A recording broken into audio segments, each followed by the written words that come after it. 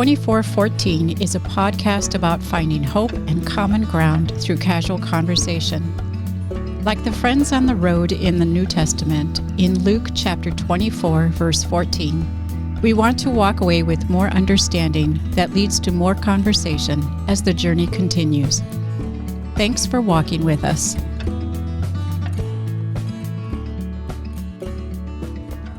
Welcome back to 2414.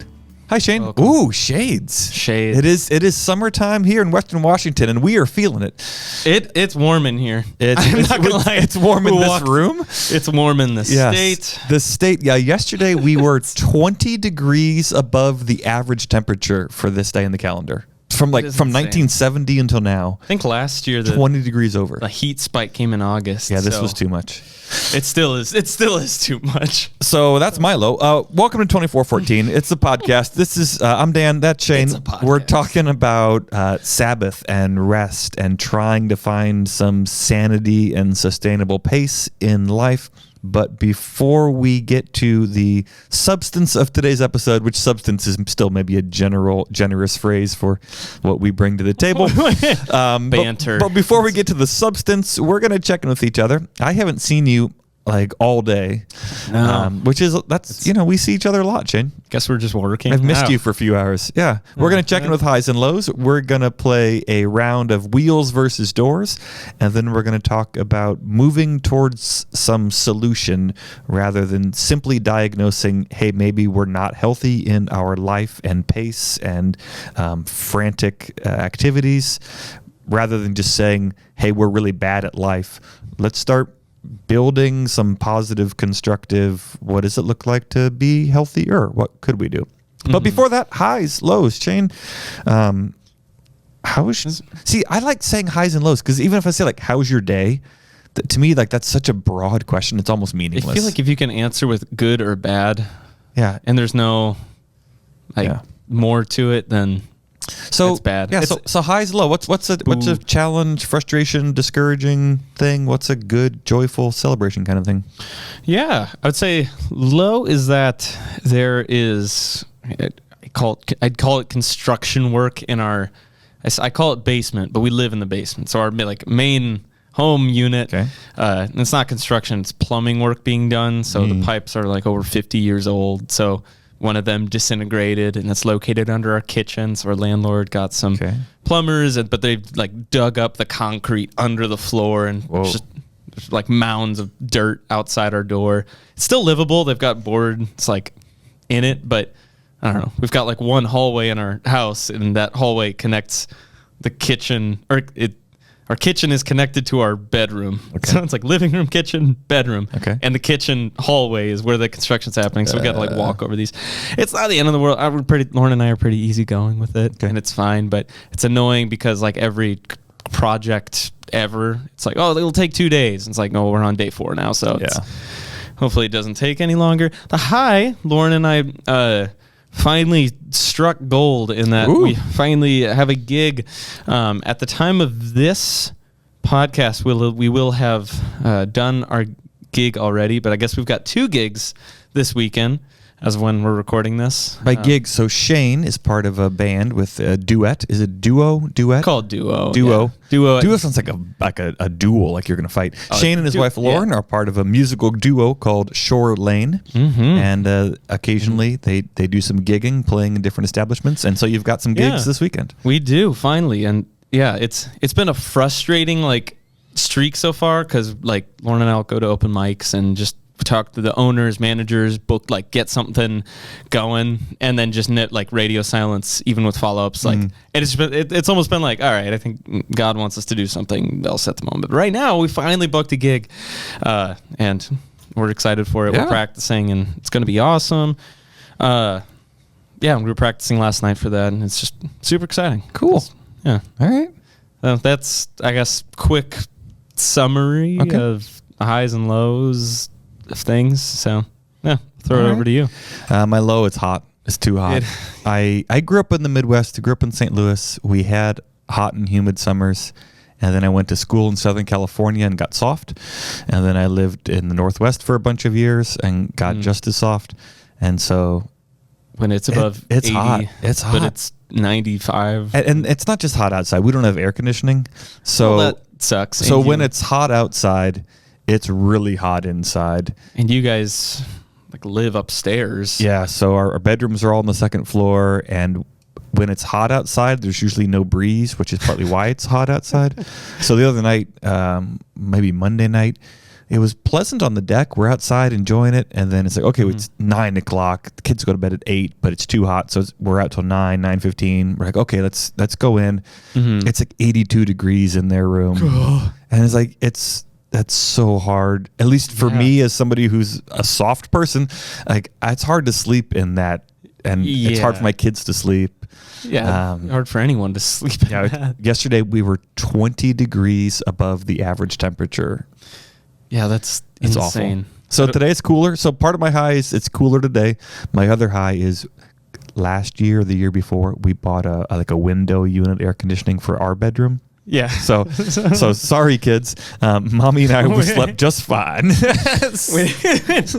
When you finally have 3 kids of your own, you can buy your own air conditioning. Yeah. So my high is I was able to turn on a button, and but my one little AC unit can't cool my whole house. It's not that scale. Yeah. So to make it really effective, we have to close our door.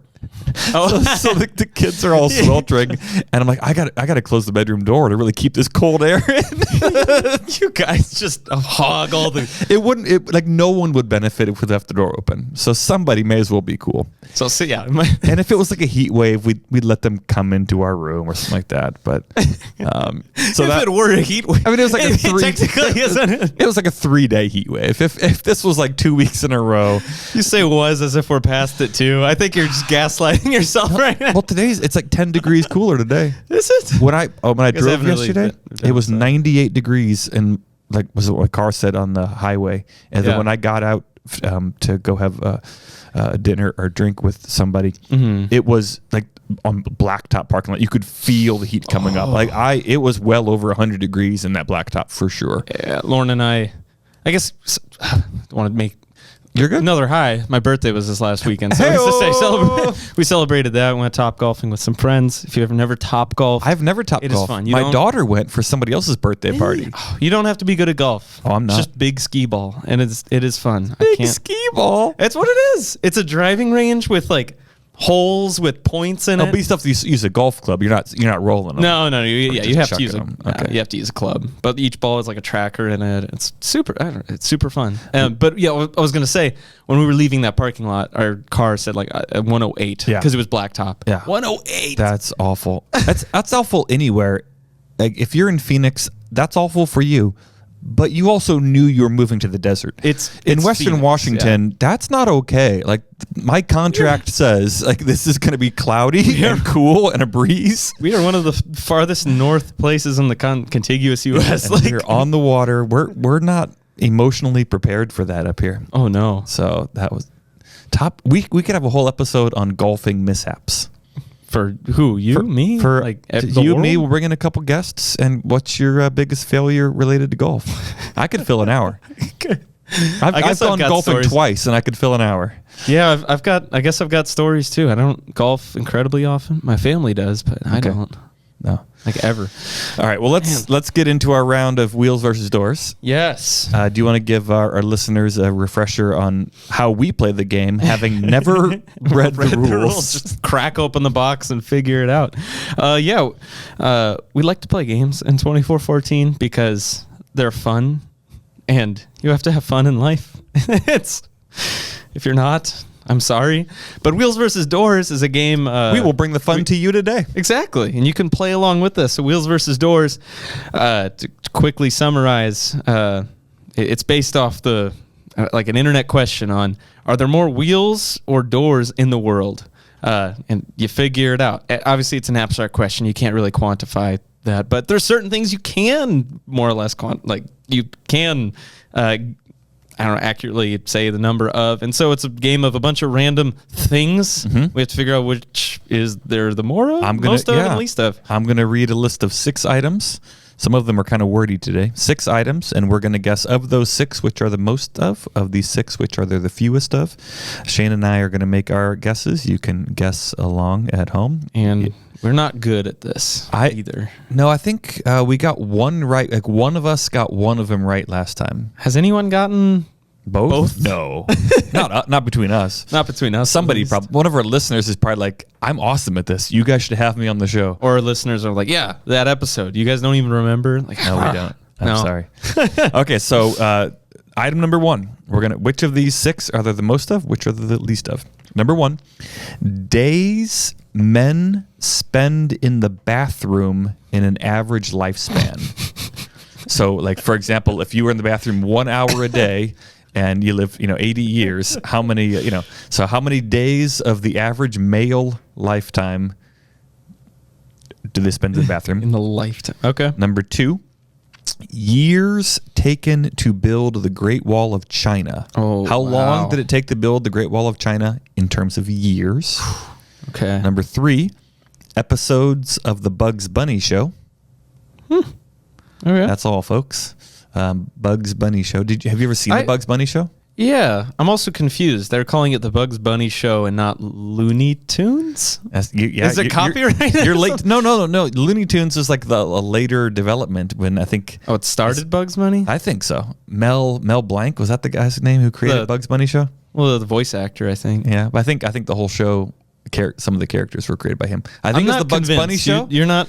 No, I think it's like Steamboat Willie became Mickey Mouse, became like the Disney whole empire. Well, but before you had all the Disney characters, like there was the Mickey Mouse Show. I think. Pluto came later. Goofy came later. I mean, I believe I don't. That's what I think the question on the is fence, saying. I don't think it's Looney Tunes. I think Looney Tunes came later. What about Looney Tunes episodes that are just Bugs Bunny? Do you think that this is a specific show called the Bugs Bunny Show? All right. Number 4, episodes of the TV series 24. Beep, beep, beep. That was like their theme song. It's just a clock beeping, ticking. Yeah, it was a pretty lazy one, but I like it. I never watched an episode, but I've been told the premise a few times. It's a good show. It's sensory overload. They would regularly divide the screen into like 4 camera shots, and you're watching all of it at once, and you're you're already on edge, and now there's like 4 scenes unfolding before you. That's pretty cool. It was cool. I'm glad they don't do that anymore. All right. So number 1, days men spend in the bathroom in their life. Number 2, years taken to build the Great Wall of China. Number 3, episodes of the Bugs Bunny Show. Number 4, episodes of the TV series 24, which, by the way, I'm pretty sure each season was 24 1-hour episodes. I'm giving you my information. All right. Number 5, beaches in California. That seems super arbitrary. That one. All right. Number 6. Number 6, finally here. You'll get to experience this soon, Shane. Firsthand, you can count them for me. I will. London Underground stations. We'll go. That is the only reason we're going. That's why you're going to count the underground stations in London. Okay, so our goal here is to identify on our own, and then we'll share which we think is the most of all of these and which we think is the least. Okay. I am ready. I am ready as well. All right. Do you want to do both of yours or just your high? Let's alternate the highs. Okay. So high, most. Yep. I'm gonna say years Great Wall of China. Okay. Do you want to share any rationale? It's big. Big. Yeah. It's real big. It's really big. Not a whole lot of heavy machinery, a lot of labor. Okay. Just manpower. It's big. A lot of moving of earth. Okay. Yeah. I said episodes of the Bugs Bunny Show. For most. Okay. Because basing that solely on, we had one card a while ago of like Gunsmoke. Was it Gunsmoke? It was like how many episodes of this old TV show? And it was astronomically ahead of everything else on that card. And this show is old. I do remember that. It is old. And so, and I think they had lower standards back then because there weren't as many channels and things. So 24 was competing with some other big shows. It's a lot harder to create them though, too. Yeah, it's just Mel Blanc just doodling and making voices. I think you're just convinced one guy did this entire thing. I'm pretty Mel Blanc, he that might wrote be the his name. script, he I don't even acted, he directed. He's his own Foley artist. He did. All right, so that was my number one. My lowest All right. is beaches in California. 1. You're actually sticking. It's not 1, but that seems like it's going to be low. I think there's a lot. I think coast there's 1, but Okay. all right. I said episodes of 24 Okay. because I thought there was only 1 season of it. If I had to pick an alternate low, I think, and now that I even said my beaches aloud, I'd like to change my vote to men's years in the bathroom. Years? Is it days? Oh, it's days. I'm gonna. You said beaches. I said beaches very firmly, so I'm gonna stick with it. My But competitive nature is gonna make. no, I don't need credit for it. But if I had a do over, my in parentheses would be days men spend in the bathroom. You'll get -1 point if you. All right, here we go. The answers are in order, the descending order from the greatest. Okay. The biggest thing on the list. You got it, Shane. Years taken to build the Great Wall of China. which 2,300. my goodness, That's a long time. I thought it was high, but I did not know it was that. 2,300. I can't. That's more from when Jesus walked the earth till now. If they were building it this entire time, still wouldn't be done. That is that is unfathomable. It would be hundreds of years away from being completed. From when Jesus walked the earth until now, if they started building the Great Wall of China, they still have hundreds of years to go. For the reason it was made, I just feel like that's so like you have impractical. 2,000 years. The Mongolians are coming. You have 2,000 years to Get find ready. a way around this small wall they've created at the time. I was going to say build that wall, but that would get us in trouble. All right. That's a long time to maintain the chant, to keep the fervor up. Yeah, We got to get it done, guys. Generations upon generations have passed. Wow, I need to learn more about this. Great now. Wall of China. We don't know anything. Okay. Number No, we don't. 2, the second. Oh, wow. I'm so bad at this game, Shane. I'm so bad. Oh, no. The second biggest thing on the list is days men spend in the bathroom during their lifetime. All right, that could be a real answer. 855. Wow. So you're just- 855 days. Yeah, of your life. So if you multiplied that by 24, that's how many hours the average man spends in the bathroom in his lifetime, which is, I would guess, is lower than what women spend. Just Well, anecdotally, right? I mean, we kind of seems like it has to be. I think men are by nature efficient in restrooms. There can you go. stand. But no, I'm thinking also, I guess it just says in the bathroom. I'm assuming also like curling hair. Oh. And Okay, I definitely taking care of all of your needs. I definitely was just thinking of Sitting you on the are toilet. on the toilet. Yeah, it doesn't say on the toilet, but maybe it is. Who That knows? makes sense. Okay. So Great Wall of China is the biggest number of days men's bathroom. All right, Second, bathroom. the third one, episodes of the Bugs Bunny show, 684. I'm terrible there. All right. Number 5. I'm sorry. Great Wall of China, men in the days in the bathroom, episode of Bugs Bunny show. Mm-hmm. The next one, beaches in California, 420, way off. Next one down, London Underground Stations, 272. Wow. And Shane Welter, for the first time ever with the sweep, the fewest things on this list, episodes of the Wow. TV series, 24. Is it 24? 192. Oh, wow. No, there were several seasons of I it. thought there was only one season. No, I told you there were several seasons. I guess thought you 4. were I thought you were honestly just making that trying up. to- Yeah. Is there an applause button on this board over here? Uh, we don't even know. Ladies and Now I'm gentlemen, spending for the enough time. first time ever, we have a clean sweep of Wheels versus Doors. Shane Welter, let's give it up.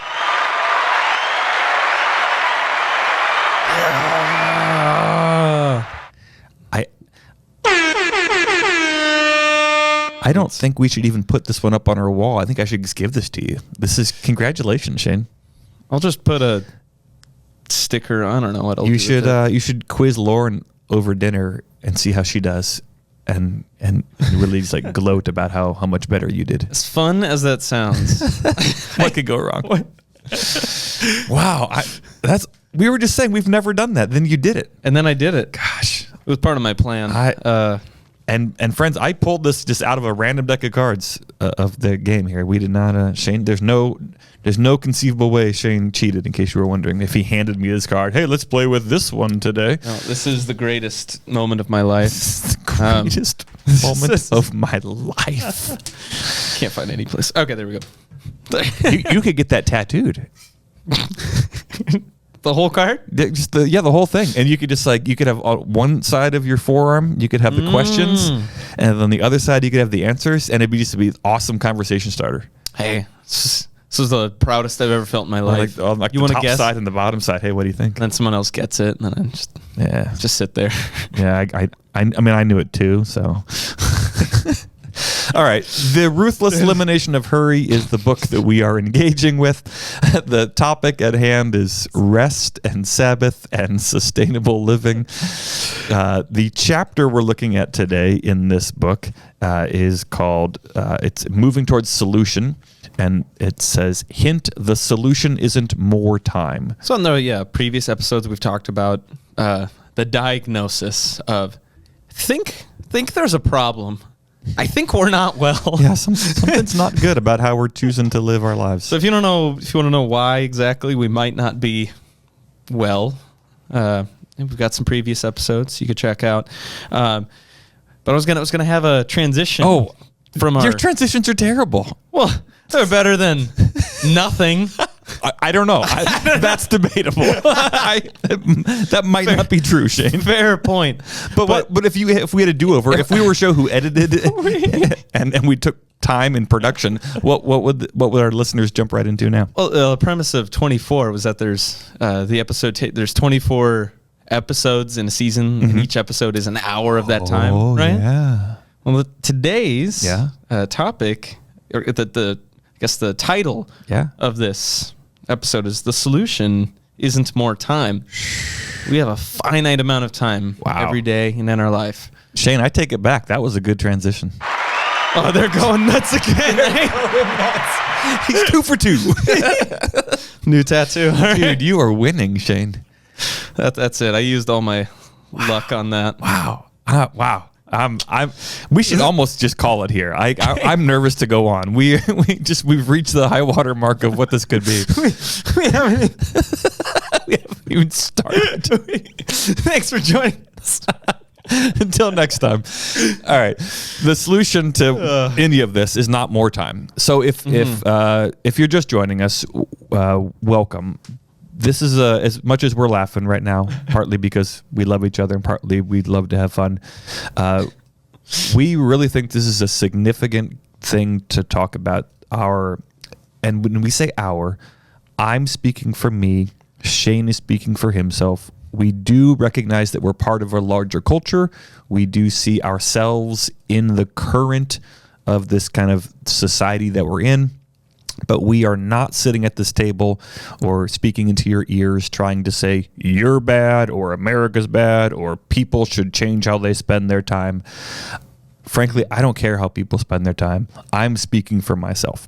And I see in my own life a pace of life that doesn't feel healthy in the long run, and it doesn't feel like I'm intentionally living. In some ways, I feel like I'm this passive victim who's watching life go by, and I'm racing too fast, and we're wondering together, is there another way? Is there another way to live? To live, yeah. Is there an alternative to this pace of life? And so we've got this book in front of us, John Mark Comer, Comer, The Ruthless Elimination of Hurry. This is not our Bible. It's not a textbook. We're not giving a book report or a book review. It's just a conversation partner to help us process where we're at and where we might want to go. Is that a good recap? That was incredible. There you go. Wow, incredible.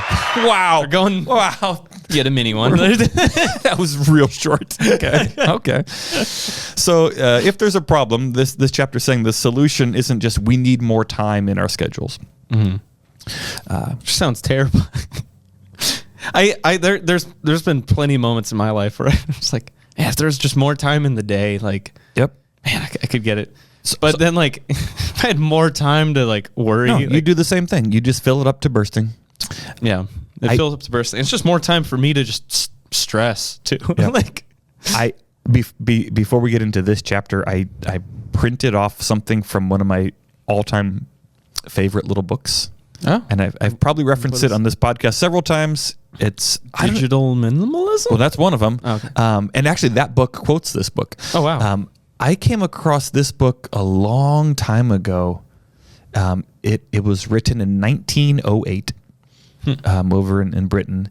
And I believe it's like the first sort of popular self-help book ever. A guy named Arnold Bennett wrote it. And it's called How to Live on 24 Hours a Day. I think you've so this is referenced it once, like but- 116 years ago he wrote this book. Oh, I do remember this now. And Yeah. it's incredibly profound. Some of it is a little bit dated. Some of it maybe wouldn't did apply. you say 1600 years No, ago? 116. Oh, okay, that's a lot. 116. Oh, it blew my mind for a second. I was No, like, but wow. 1908. Okay, So he talks about Before the television. how to live on 24 hours a day. And I just want to share a couple quotes to set that, I love it. Yeah. because his whole first kind of chapter or preface is saying, even then people were saying there's not enough time. And he was like, there is no more time. This is what you have. and he says how time is this great equalizer. It's like the perfect representation of democracy. So here's what he says. He says, talk about an ideal democracy. In the realm of time, there is no aristocracy of wealth and no aristocracy of intellect. So Aristocracy. meaning like you don't have privileged people. Like nobody gets more time Oh, than you. gotcha. It's not like some people are wealthy. There's no class. Yeah, there's no system in there's no this. division. We are completely equal. He says genius is never rewarded by even an extra hour a day. So like the people who are winning at life, they don't get any more. And there is no punishment. Waste your infinitely precious commodity as much as you will, and the supply will never be withheld from you. So you can be like frivolous and just totally, waste the hours that you have. There's no punishment. You're not going to have less time because you're so bad with time. And you're not going to earn more time because you're so good with it.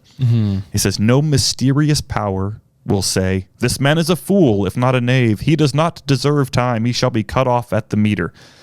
It is more certain than consuls, that governments, and payment of income is not affected by Sundays. Moreover, you cannot draw on the future. So you can't like get an advance loan on it. Impossible to get into debt. You can only waste the passing moment. You cannot waste tomorrow. It is kept for you. You cannot waste the next hour. It is kept for you. You have to live on this 24 hours of daily time. Out of it, this 24 hours, out of it, you have to spin health, pleasure, money, contentment, respect, and the evolution of your immortal soul. This guy's not even a Christian, but he's like, in addition to like taking care of your body and like being happy and healthy, like you need to tend to your very soul. And all you have is 24 hours a day to do all of this stuff. Its right use, its most effective use, is a matter of the highest urgency and of the most thrilling actuality. All depends on that. So how you use your time, you only get 24 hours a day to eat and drink and be merry and tend to your very humanity. This is the most urgent and thrilling thing in life. Being intentional. He says, which of us is not saying to himself, which of us has not been saying to himself all his life, I shall alter or change that when I have a little more time. We shall never have any more time. We have, and we have always had all the time there is. It is the realization of this profound and neglected truth, which, by the way, I have not discovered. He means like, he's not the first one to think about this. Oh, okay. That has led me to the minute practical examination of daily time expenditure. So he's saying how you spend your time is the most important of human endeavors. And this is not new information, but it is of vital importance. Yeah. It almost kind of near the beginning of that, like on one hand, like raises the stakes. You only got this much time. Like you use it how you need to use it. On the other hand, like I love you said, like there's no wasted time. Like It's very gracious. it is very gracious. Like Whatever you've done in the past, today's a new day. and it's also like you've used that time and like don't feel bad about it either. Yeah. It's just like very satisfying. Like, oh man, even like every time I've ever wasted, like It's kind of Philippians, forgetting what lies behind and straining towards what's ahead. I press on to the calling of God in Christ Jesus. Yeah. So like we're wrestling with this thing like it's brand new. Of like, oh gosh, maybe I'm not using my time right. And if there's only more time, there's not more time. And so how are you going to use your time? That matters. And that book is practical, and it has some ideas. But it's not really a book about like life hacks or you can save 30 seconds if you go to the bathroom while you brush your teeth or whatever. Just make that up. I know. I'm thinking about the question. I'm thinking about the question. trying to limit how many days am I going to spend in the bathroom my whole life? What does it say, Shane? The average man's going to spend.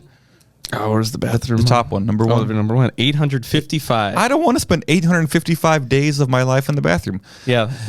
But this book is not about that. It's more about philosophically thinking, how are you orienting your life around your time and your days? I love it as the great equalizer. I also was that kind of during that whole passage or paragraph, whatever we'd call it, I couldn't help but think of I think it's the Hobbit poem when Gollum is talking with Bilbo.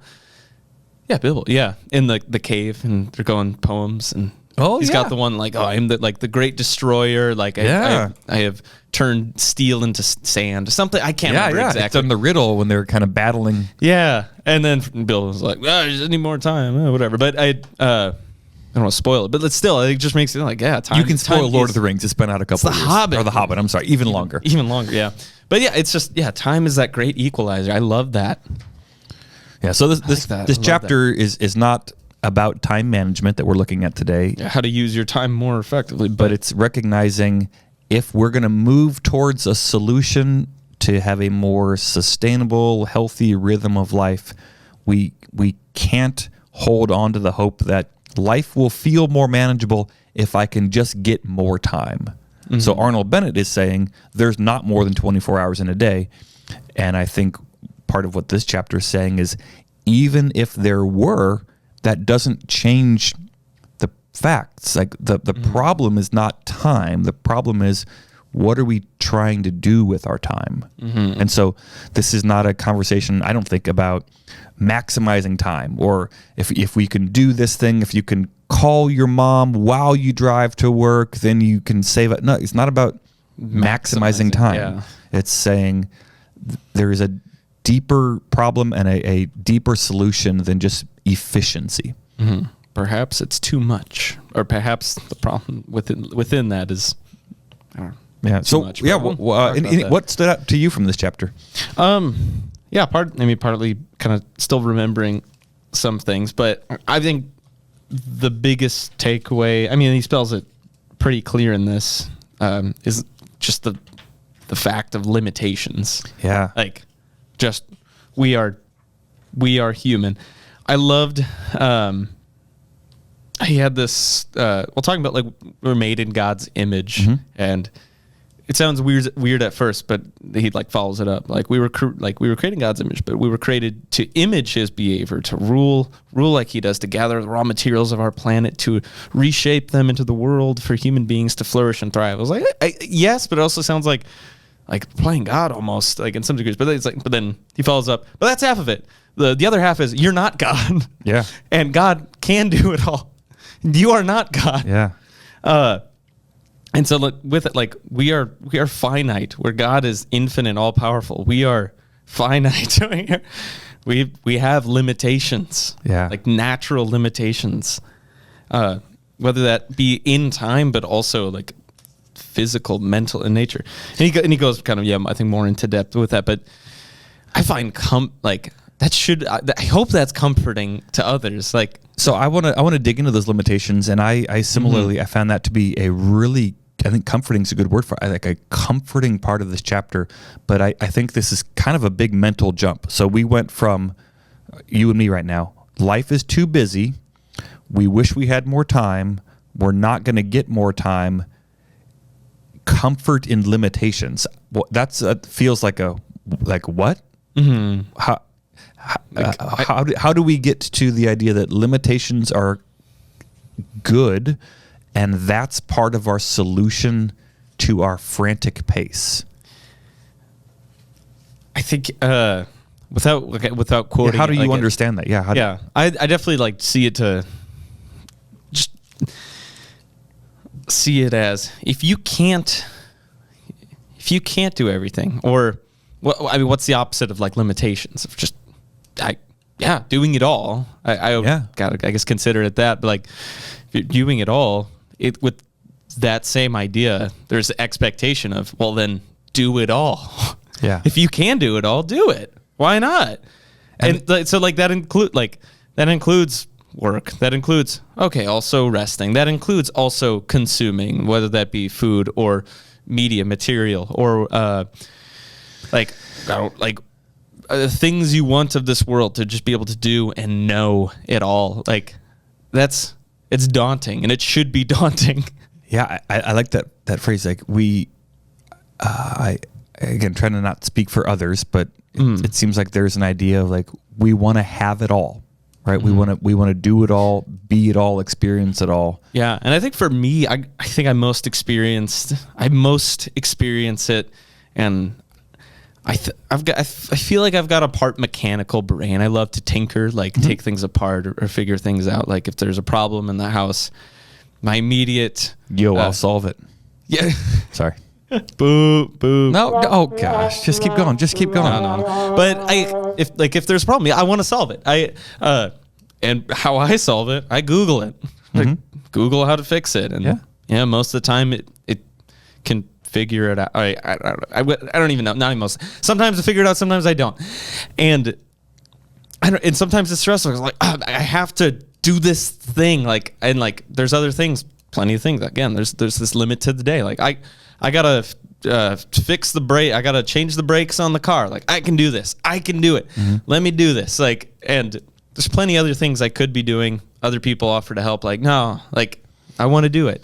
And I was reminding myself of this yesterday too. I needed to drop off a package. Well, today, but yesterday I was wondering where like UPS was. Like certainly I could ask someone.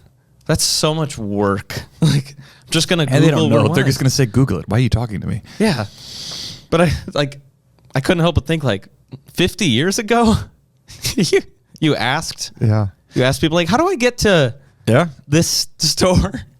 And I think there's some maps. Yeah, there's a beauty. There's a beauty in that. When I think about that phrase, like having it all, I could talk about others, but I'll talk about myself again. So, it's like I want to have an excellent career. I want to be a great husband.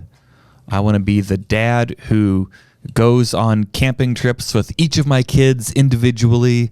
I want to, take violin lessons with my daughter. I want to, be fluent in French and Greek and Hebrew and pick up the piano, and I want to become a woodworker, and I want to be the guy who changes my oil, and I want to be the guy who has my neighbors over for dinner, and I want to be the guy that the old lady across the street can ask for a favor, and I'll come retile her kitchen. Yeah. And I want to volunteer at my kids' programs, and every one of these is good.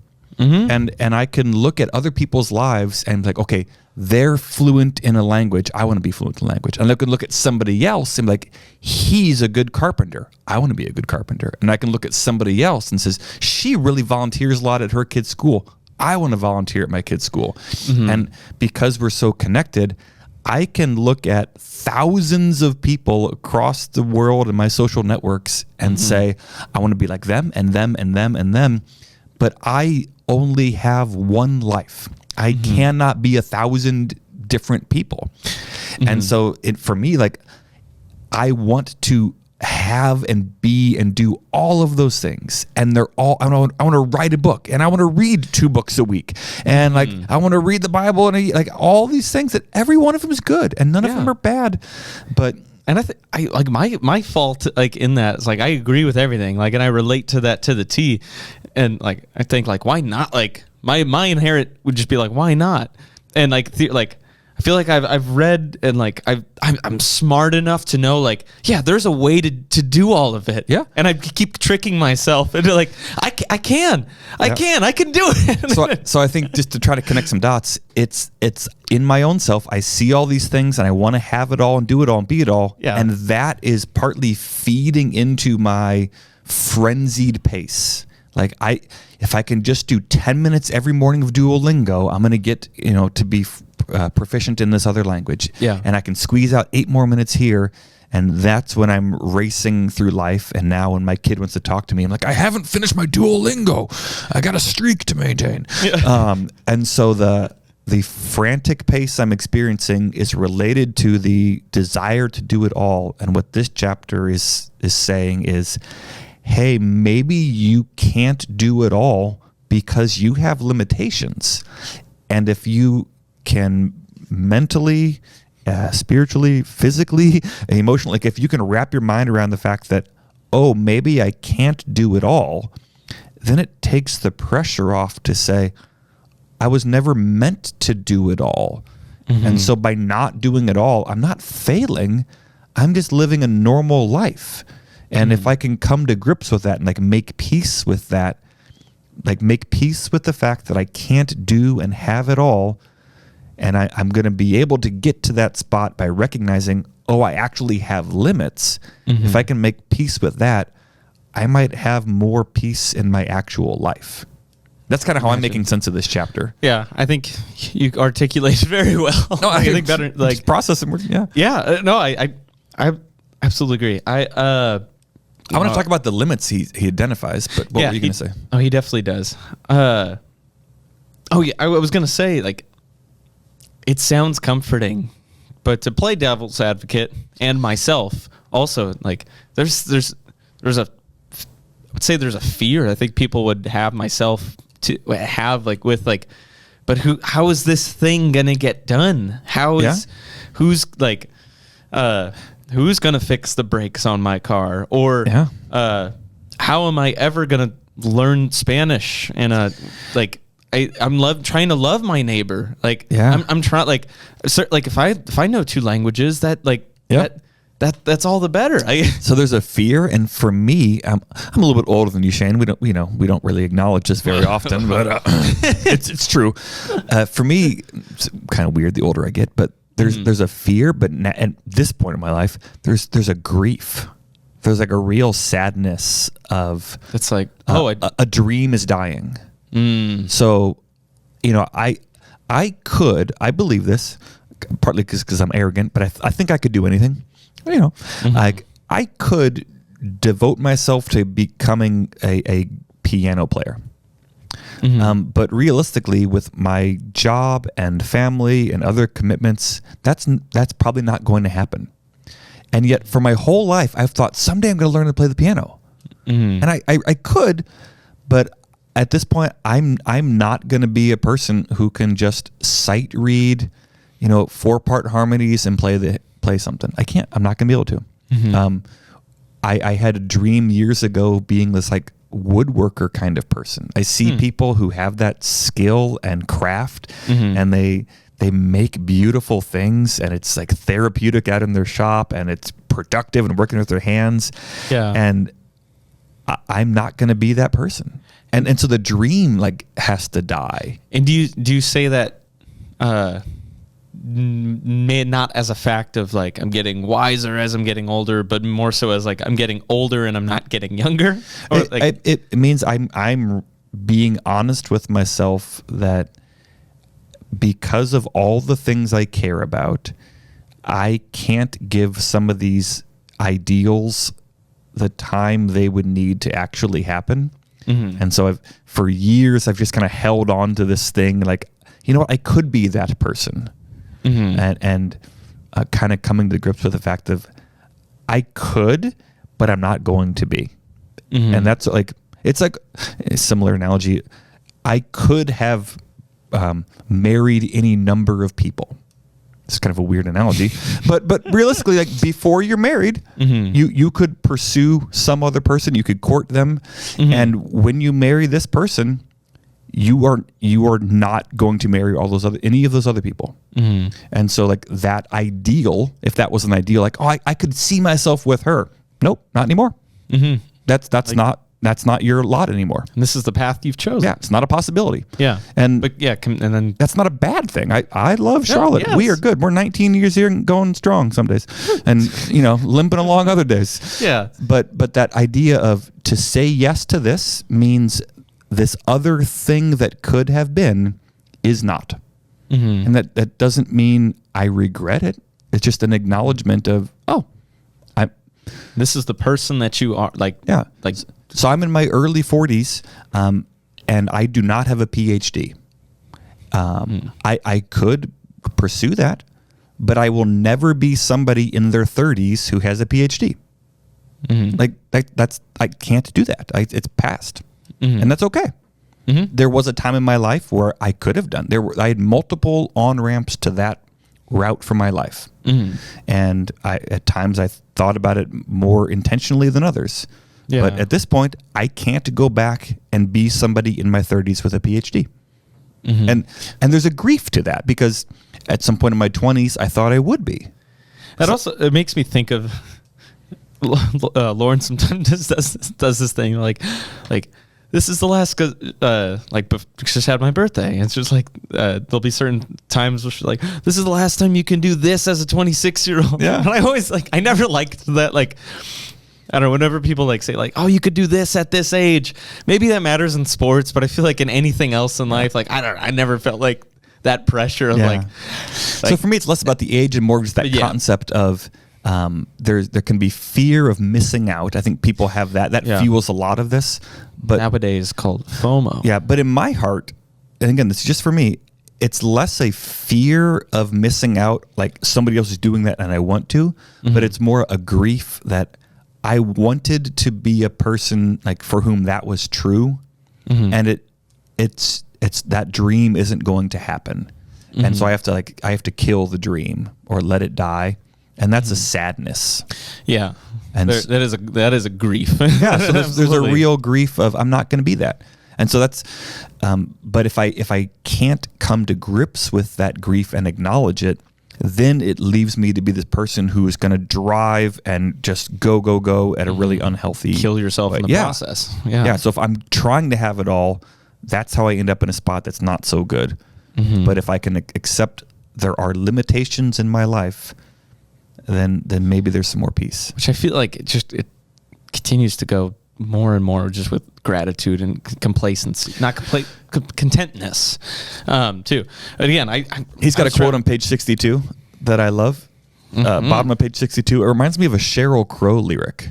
And I can't remember the exact lyric, but I was actually talking to my youngest child about this week. So here on page 62, he says, here's the point. The solution to an overbusy life is not more time. It's to slow down and simplify our lives around what really matters. So the Sheryl Crow lyric is something along the lines of like life or happiness. It's not having what you want. It's wanting what you have. So you're not going to be happy just by having all the things you want. But if you want the things you have, you're going to be happy. Like being content with the things I actually have will fill your life. But if you think you're going to be happy by acquiring more, you're not.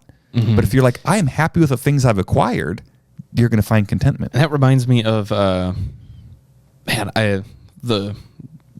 crazy actor of his time, the Jim Carrey quote that I swear by it. I mean, he's really like his life from like where he started. I mean, he's very weird, but he has an incredible quote that I absolutely love. And he just says, I might misquote just a little, but it's a Fire Marshal Bill quote. No. It's not from a movie. This is like from him. Like, okay. But he says, I wish everyone had the opportunity to be rich and famous, so they could realize it was never what they wanted, or something along those lines. Just realize like it was the worst thing like imagined, or so something along those lines. I wish everyone were rich and famous so that they could realize this is not what they want. Like that's beautiful. And just like if you have everything, if you have all the power in the world, will not satisfy you. So I don't know. It makes me think of that. So he identifies 10 limits that we have as people. Mm-hmm. Do you want to go through all 10 and kind of see what we resonate with? Worked last episode, alternated. Okay. Yeah. So number 1, he says, so we have lots of limits, and these limits include, but are not limited to. Number 1, our bodies. So we can't be in 2 places at once. Can you run a 4-minute mile? Yeah. Most of us, like our bodies would never allow us to run a 4-minute mile. It's not a matter of training or diet and exercise. Like that's not your body. You can't do that. Your body. And I can't remember what these other ones are. So I probably wouldn't ever be able to dunk a basketball. Maybe if I had tried, I don't know. Like, but at this point in my life, that dream is over. Yeah. I do not have the body that can do certain things. I would never have won an Olympic gold medal at the marathon, even if from the moment of my birth, my parents trained me in every conceivable way. My body could not compete with the Ethiopians and Kenyans and how their bodies are made. So I have a limit. I can't remember if there's another one in this too, but sleep. Go with that. Yeah, there's that's maybe related to some of these, but like somebody might have they were born, with a certain ailment, the missing limb. Okay, the person with no arms is not going to be a concert pianist. That's just a limit they have. They can't have it all. I can't have it all, and your body might allow you to do other things that other people's can't. Your body might have limitations that other people can't. We each have a body. We each are our body. And that comes with limits. Yeah. Bodies have limitations. Yeah. And maybe related to that also is like there's medical stuff. You might have a genetic predisposition, or you've contracted a disease, or there's a rare, or maybe not so rare. Somebody who has high cholesterol doesn't get to enjoy as much cheese as others, at least not for long. And I think it would go with it, but just our body also just have the natural limitations that every body probably does. And you need to sleep. You need to sleep. You have to like you can't always be awake and going. Like your body will not let you. It's just the natural limitation built in. Yeah. If my 3 kids are doing different activities in different parts of the town on the same day, I cannot be at all 3 of them. All right. So that's bodies. Yeah. Number 2. All right. Number 2, our minds. We can only know in part, as Paul once said, Paul from the Bible. And the problem is we don't know what we don't know. Nobody is an encyclopedia. So just this idea of knowledge, our minds, like it is as finite as our body. Like we can learn things, but I don't know all the things you know. Nobody knows the same things you know, and you don't know everything, and you can't know everything. Yeah, there's a comedian, Chris. Oh, I can't think of his name right now. He's from Kansas, but he talks about. He's from Kansas. I'm sorry, that's all I remember right now. That's Chris something. That's the whole routine. But he talks about how everybody thinks they're all kinds of smart, and he's like, you're not. Like you're one at most 2 kinds of smart, and you're like, if there's a room of 100 people, everybody in the room probably knows more than other people about something, but everyone in the room is also more ignorant about certain things than everyone else in the room. So I've never loved, and maybe I'm saying this because I'm dumb, but I've never loved like IQ tests for that matter, because everyone spends their life absorbing something like in their minds and perfecting it in some way or another. You are good at something because you are actively doing something, whether that's spent in your mind or consuming media or whatever. Like you are good at whatever that must have been. Like, but our brains are just built to, you can't know everything. Yeah, like, we all know things. We all know a lot of many things. But we know different things. Some people, I think you could say, are like smarter than others in the sense of, you could say it in the sense of like facts. Some people know more baseball stats than I do. Yeah, like to measure intelligence is such an abstract. Yeah, and other people I think can, whether it's kind of a God-given thing or a craft and a skill they've developed, I think some people can think more critically. Absolutely. I think there are minds that just can sponge everything they've been given, and they win Jeopardy, and those are the people who get to be on Jeopardy. But I'm saying even beyond like facts, there's like a reasoning skill. Oh, like a critical thinking. Yeah, some people can. Yeah, And it doesn't make people better or worse if you know more baseball facts or if you're able to logically solve something. It's just a recognition that given your mind and your history, you have certain limitations. Mm-hmm. You don't know everything. I don't know everything. Mm-hmm. And I think, by the way, this is what gets us in so much trouble as a people when we're debating some political thing, is we act like we know everything and we don't acknowledge our limits. Mm-hmm. And so the reason we disagree is because you're dumb and I know everything. And if you just knew what I knew, you'd see it my way. And you're wrong. And you're wrong. Yeah. As opposed to, what if we both had blind spots and limits and neither one of us have the full picture? Maybe we can come to some mutual understanding. Rather than you're just evil and stupid is why you don't see it. Mm-hmm. But cause, like, that's what I hear anyway. I feel like that's what you're either witness. You're either like dumb or willfully dumb. But what's behind that is kind of this lack of awareness of we all have limitations in our mind. Mm-hmm. And that's okay. And that's okay. What if we were free to not know everything? Oh, we're like, I don't know. Yeah, I don't know. Let's figure it out the solution, but I don't know. That's my favorite answer. Yeah. I don't know. So that's to me, that's a beautiful limitation to be okay with not knowing everything. And we've quoted it before, and I will quote it again. Where's Tom Petty from? Yeah, exactly. There was a time, Shane, if you didn't know where Tom Petty's from, you just didn't know, and your life was full of wonder. And when that moment came, you saw somebody wearing a Tom Petty T-shirt. 9 months later from when you wondered that question, and you asked that person, where is Tom Petty from? And they told you, Florida. Where is it actually? That's what he says in the bit anyway. I didn't fact check it. Florida. And then you became best friends. Yeah. And then you became husband and wife, and that is how you met your partner. Yeah. like it's just profound. It's Pete Holmes. Pete Holmes. There you go. Skit. All right, number 3, our giftings. So similar to knowledge, we have different gifts and aptitudes, and the more we compare ourselves to other people's gifts and aptitudes, the less satisfied we're going to be. I feel this all the time professionally.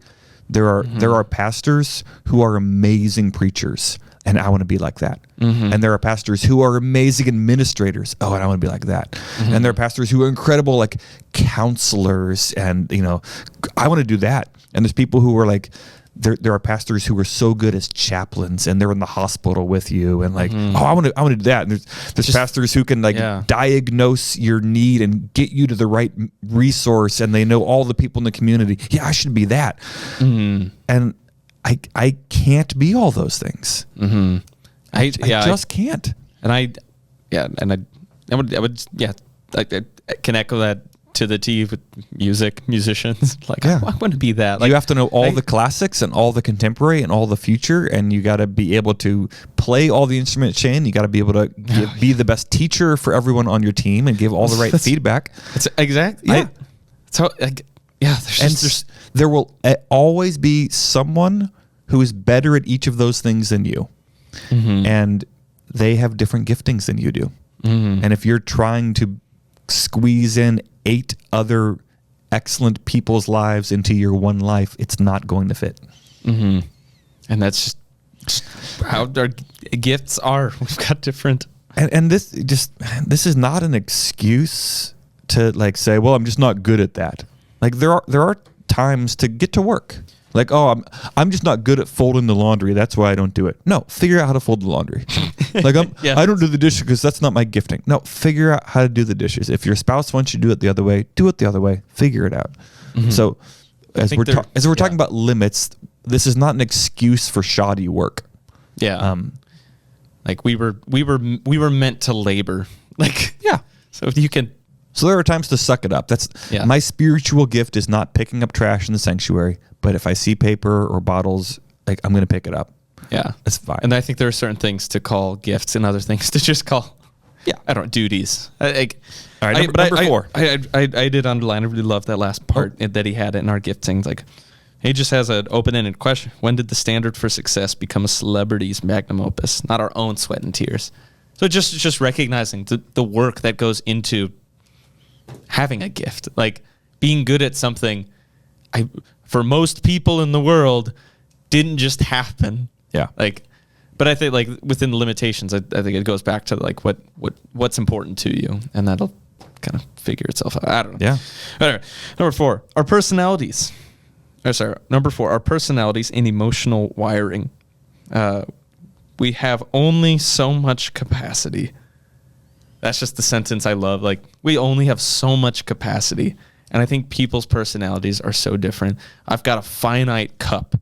I consider I've never been a fan of like extrovert and introvert. And I think everyone's personality is wired differently.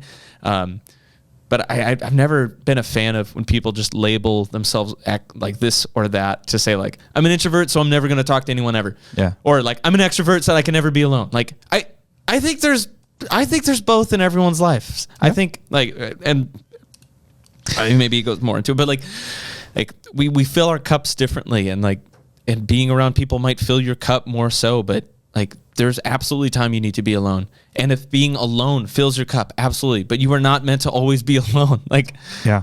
But in that, like, everybody is different in that. I don't think everyone is the same, and how much time they need. This is going more into the extrovert and introvert part of it. But with it, like, everyone's personalities are different, and that is okay. Yeah. You might not be a person who's the life of the party. Great. But I can see those people. I'm like, oh, I wish I was that bubbly person who liked parties. And so I can feel unsatisfied in my own life when I see a person who's wired differently. I'm like, that's just not me. And other people are like, oh, I wish I could speak publicly. Well, that might not be you. Or I wish I was like, and this is, again, I'm not trying to make excuses. There's times where I think there's an acknowledgement here. We should all love our neighbor. Let me just say that. We should all love our neighbor. I will also acknowledge some people are naturally better at listening and caring and empathy. And other people are more like, engineers, and they're like the facts, and let's just fix the thing. Yeah. And it's not a better or worse. We're just different. We're different. Like, should do a sermon series on that sometime. There you go.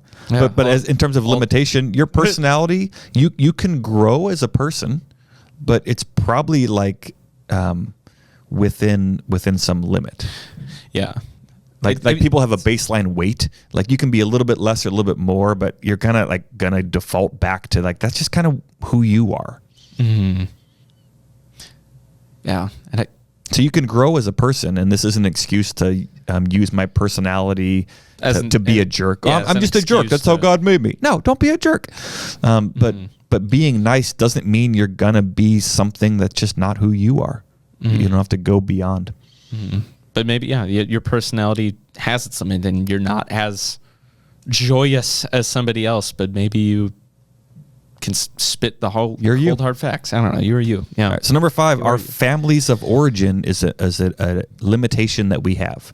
I love that. It's just a finite, Did you grow up with 2 parents, 1 parent, 4 parents, 6 parents? Did you grow up in a household where you were taught to never share your feelings? Did you grow up in a household where you laughed and played together? Did you grow up in a household where they prayed and taught you scripture? Did you grow up in a household where you were, fighting your siblings before the food ran out? Odds are you could not control that. Yeah. Okay. So whatever your upbringing was, that happened to you in a sense, and it happened differently to other people. And those early experiences have shaped who you are.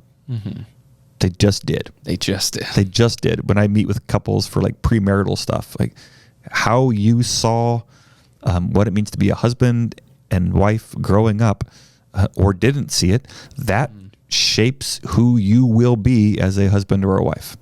It just does. Now you can change, but that's your starting place. So it's not this predetermined, you can never be other, but it means you started someplace different. And we all started someplace different. That's just your natural limitations. Yeah, and that's okay. Yeah. I did not grow up as Bill Gates' child. I would have had a different life if I did. Just be born better. Yeah, exactly. Like, I have a limit in that I was born to Don and Terry, like that. Yeah. But that kind of goes into the next one, kind of what you're talking about. Number 6, our socioeconomic origins. America is built, I love what he said, America is built around this myth of a classless society, a myth that conceals a deep well of injustice. The truth is, our land of opportunity, we have, like, people are born into rich families, people are born into poverty, and, like, you can't control how you are going to be born. Yeah, and that you were born. Sorry. Yeah, that affects you, and that's a limitation in each of the. It's not like we're trying to say if you were born poor, that's a limitation. If you were born wealthy, that's a limitation too. In the sense, like, you don't know what it's like. You will never, to go to bed hungry as a child. Like that, I have a limit. I have many limitations related to the family I grew up in. Whether you were rich or poor or any kind of variation of that has given you certain experiences, and you are completely blind to a nearly infinite, spectrum of other experiences. You do not know what they are like. So Number 7, our education and careers. Shane, I got to go to a great public school. Did you? I did. Is this St. Louis? Yeah, in St. Louis. Yeah, I went to an incredible public school system. I didn't deserve it. I didn't my parents didn't move us into this district I happened to be born in a place that had a great public school. So most of my friends are medical doctors, PhDs, lawyers. Wow. They just are. That's what they did.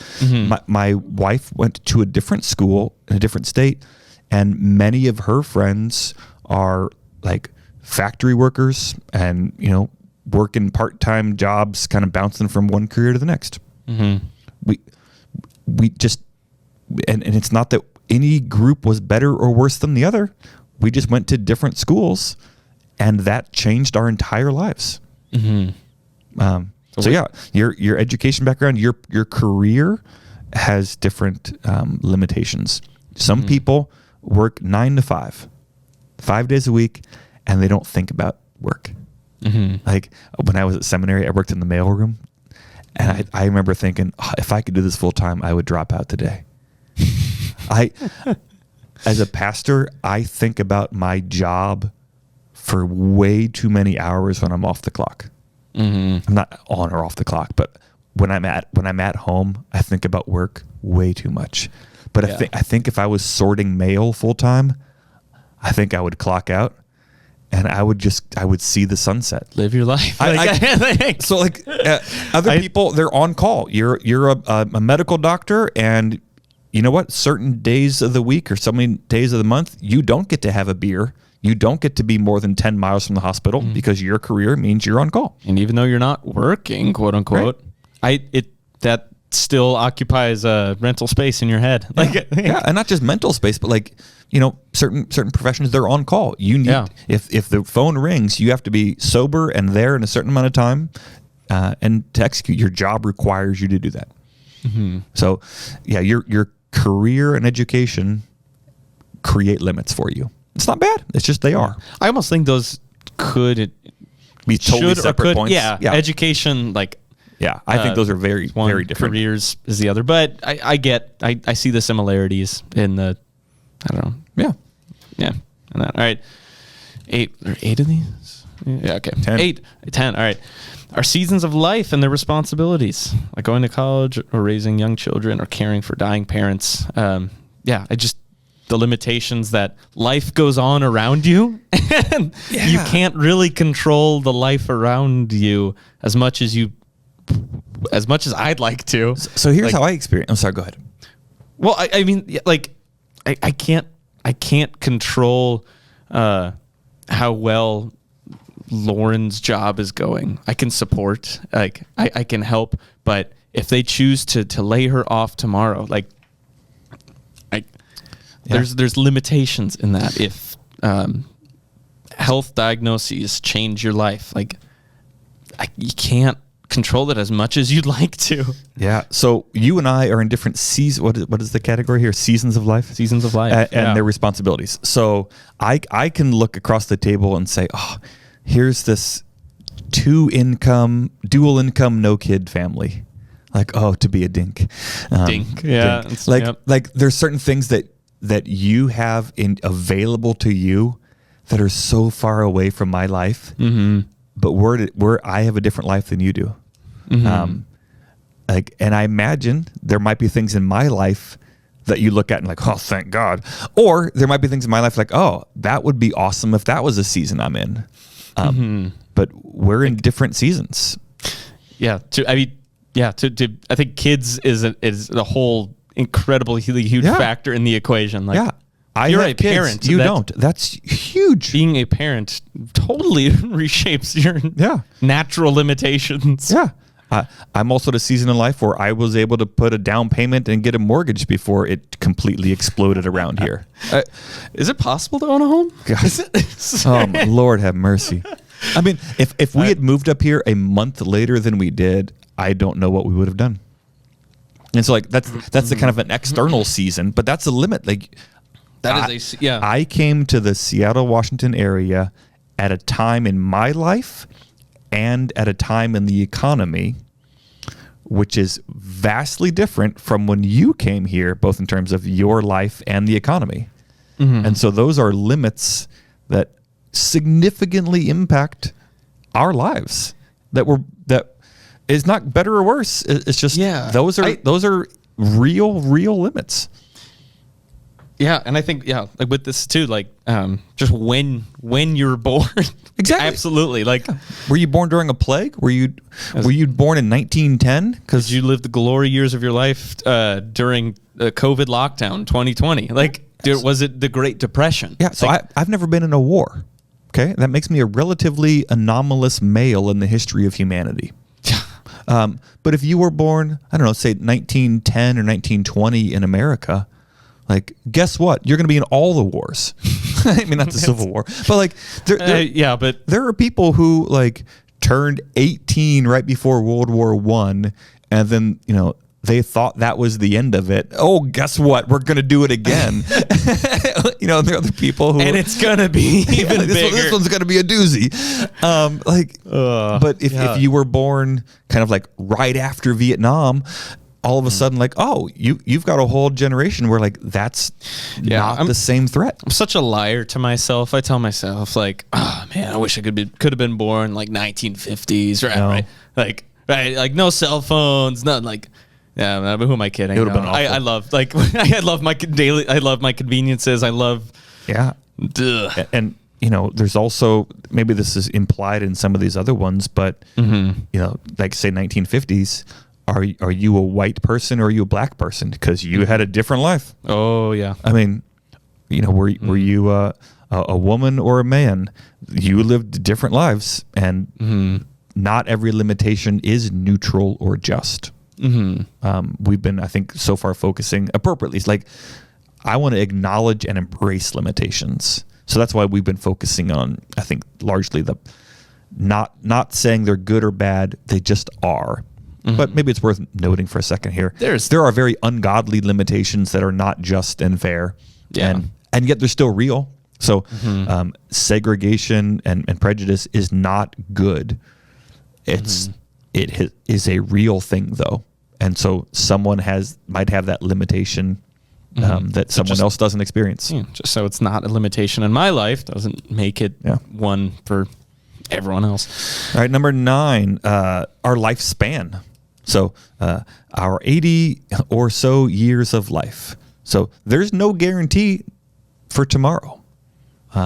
So somebody else is going to have a different lifespan than you do. And we have the time that we have, and we do with it what we do with it. But we don't know what it's going to be. We're not guaranteed anything.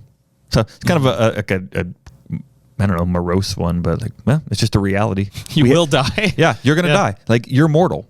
And so even that is a good reminder of like to have it all. Even that phrase, like to have it all, sort of implies basically you're God. Like to have it all, you need all the time and all the resources and everything. You don't have all the time. You're going to die. And so just like make peace with that. By the way, the book of Ecclesiastes is really dark at times, but it's morbid. also, it's really sober. It's like, hey, like, let's be honest about, we're all going to die. In some sense, it's all meaningless.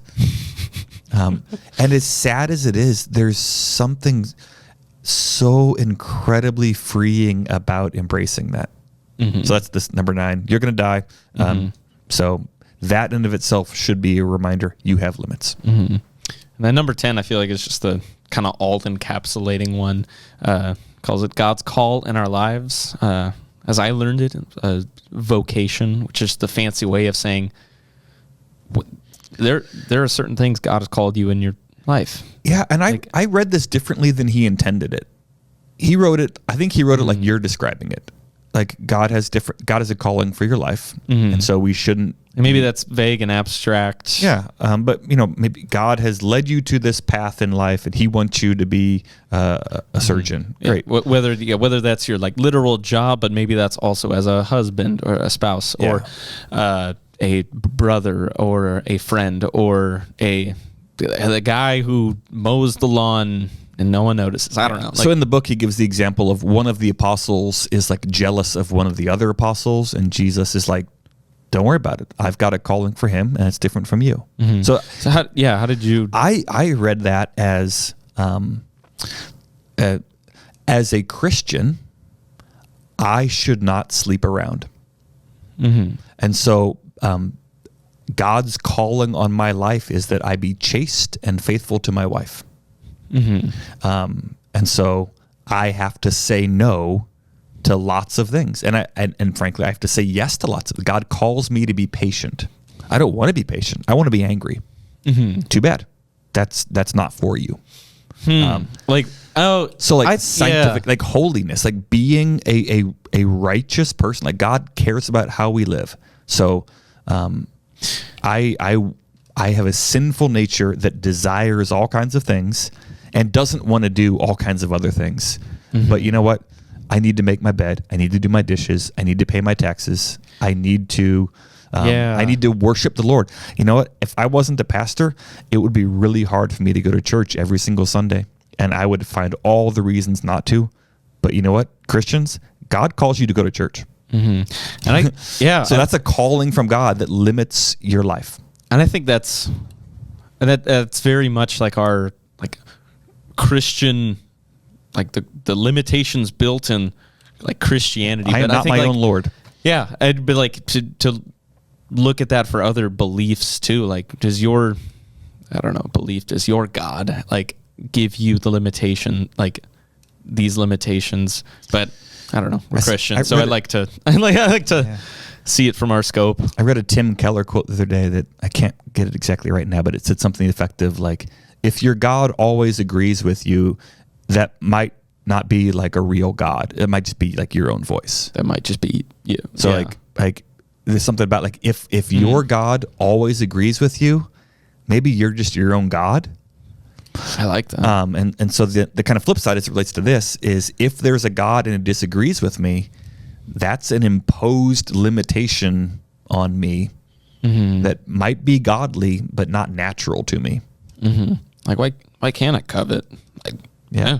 I want to gossip. I want to gossip. It's fun. They deserve it. Yeah. And so I'm going to tear them down because it feels good to me and they're a jerk anyway. And what I'm saying is true. So who cares? If God has said don't do that, then that's a limitation that is imposed on my life. Yeah. What harm does it do me to use the Lord's name in vain? Right. But also like I don't actually believe that. But like I like that more because it makes me think more, your answer. Yeah, well, more so than like our vocation and how God has like called us to live our lives. Because I think that is a real, truthful, honest like limitation of like I like to like does Jesus like walk the straight and narrow, or the, you know? And I think the New Testament and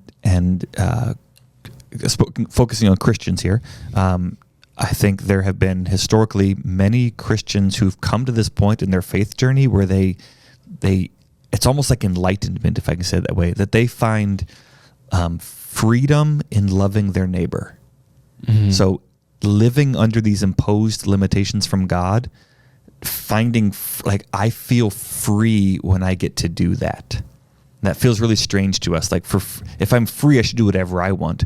Mm-hmm. But there's almost like this mystical light switch of when I live the life God has called me to, in loving my neighbor as well, there is freedom. Mm-hmm. So I think we're going to wrap it up here. For a couple reasons. One, that's the last item on our list. And number two, the fire alarm's going off. So we don't have windows where we're recording, so we don't know if this is just a drill. We could be just engulfed in flames. Maybe that's why it's so hot. We have human creaturely limitations. So friends, listeners, thanks for joining us. All right. We're out. We don't want to burn in ashes. If this gets discovered later out of the rubble, know that we loved you. Jesus is Lord. And take care of one another out there. Mm-hmm. Attention. An emergency has been reported in this building. That's the end of the episode, but we want to continue the conversation. Continue the conversation by sharing this episode, subscribing, or leaving a review. Connect with us on Instagram at 2414podcast. Connect with us through email at 2414@stlukes-church.com. Or best of all, keep the conversation going by inviting someone to process with you so that you can each walk away with more understanding that leads to more conversation as the journey continues. If you happen to be in the Seattle-Tacoma area of Washington, stop by on a Sunday morning and say hi. 2414 is a podcast produced by St. Luke's Lutheran Church in Federal Way, Washington. To find more content, discover upcoming opportunities to connect in person, or to support the show, head on over to stlukes-church.com. Thanks for walking with us.